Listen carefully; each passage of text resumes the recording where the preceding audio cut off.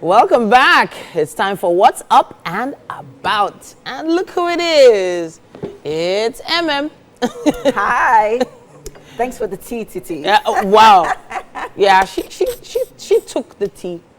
I won't tell you how she took it, but she took it. Yeah, I did. Yeah, how was your weekend? I know mine ended yesterday, or what did I say today? We've had a really long one. Yeah, but she also had an interesting, was it Friday? Yeah, on Friday. Yeah, so, we had our International Women's Day celebration on Friday. Yeah, and she's still the president. Yes, the theme and for once you're this, president, you're always Mrs. President. Yeah, the theme for this year was Accelerate Action for Women's Wellness and Wellbeing. And it was a boat cruise. Yeah. Thanks to Lac Ferry for doing this with us this year. And it was such an amazing experience. It was an awesome experience. Congratulations. It was important for us to sort of remind women that your well-being and your wellness is your priority. You should make it your priority, because once you do well, you live well, you thrive, you know, and you thriving as a woman affects your family, it affects your office, it affects the community, it affects the society. So yeah, we had so much fun. We had so much fun. Honestly, congratulations on an amazing event. Thank you so much. And yeah, can't wait for the next one. The topic we're talking about is, in fact, it's a topic that has been recurring. It's come back year after year. This phone matter.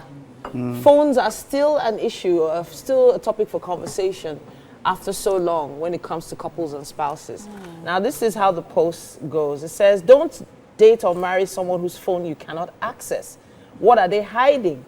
And this person, obviously a man, says, my wife knows all my passwords. Her face and fingerprints are added to unlock all my devices. My ATM pins, security answers, I shared them before we got married.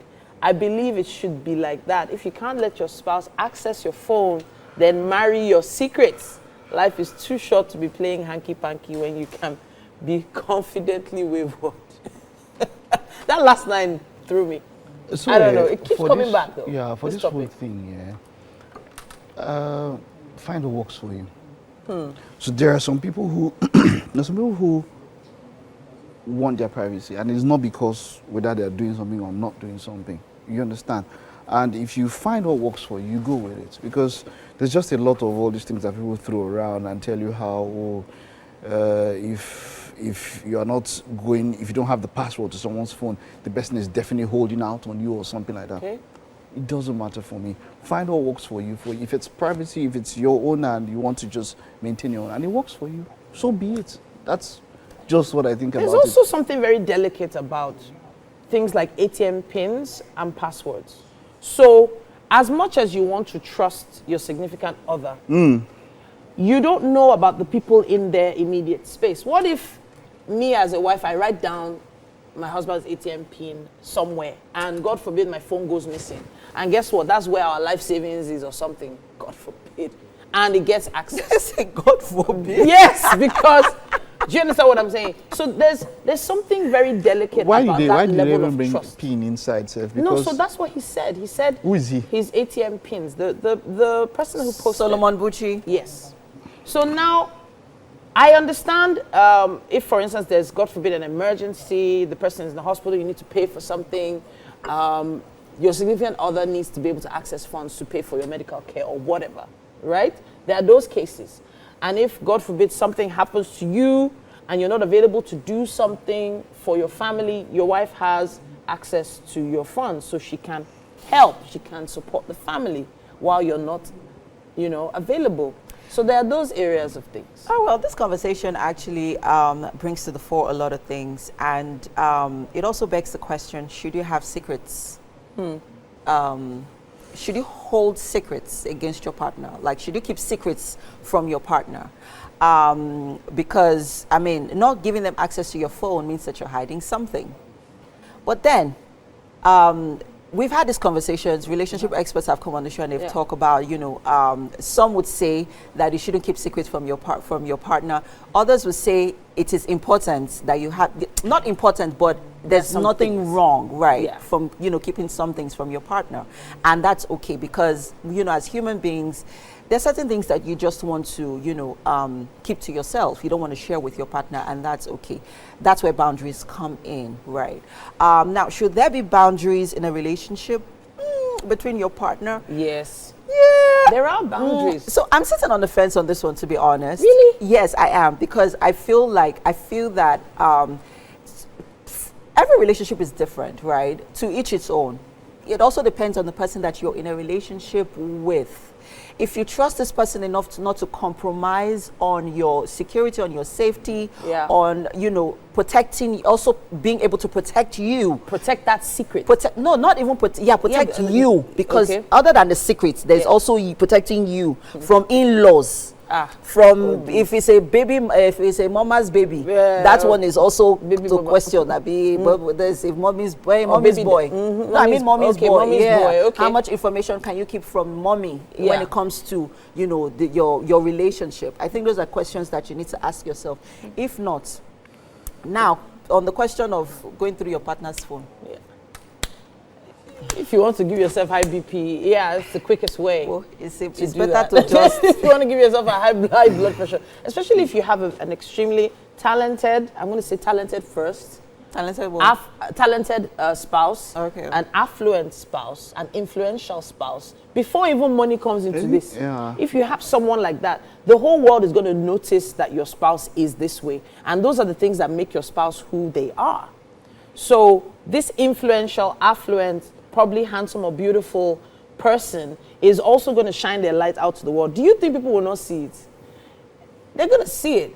So going through someone's phone at that point is like asking for just anxiety issues. Yeah. Because it's just a bit much. It's basically the same thing. And it's the same thing like I mentioned. And it's just, before you even got married or something, how were you relating? Were you going through each other's phones? It should already, the parameters should already have been defined right from when, you met and all of that. And that thing that everybody comes up to talk. I have seen a lot of humanity, so much so that, look, a lot of these things that you read or that people put online, people are just talking. Enough time, they're looking for engagement also. A coach or whatever, an expert or whatever, wants people to engage with them. So they put up stuff and they say things that will probably resonate with a number of people. In one way, it can resonate. I'll listen to this podcast and this host said something. And I was talking about social media and the way the algorithms are. So for instance, if you say, oh, it's going to be a good day, you'll be surprised that the algorithm doesn't push it. Wow. But then you say, okay, it's going to be the best day ever. Or it is going to be a terrible day. Extremes. Wow. The algorithm will push extremes. Wow. So people tend to be contrarian, as it were, or resonate with so many people.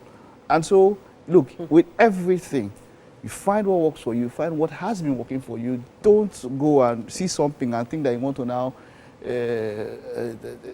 experiment or try out something. One other angle though, whenever people ask your significant other for money, do you think you should tell your spouse about it?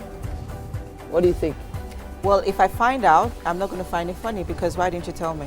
Seriously? Yeah, I'm not going to be happy about it. You're not going to be happy about that? Right. Do you stand on that? If, for instance, someone asks you for money, do you tell your spouse about it?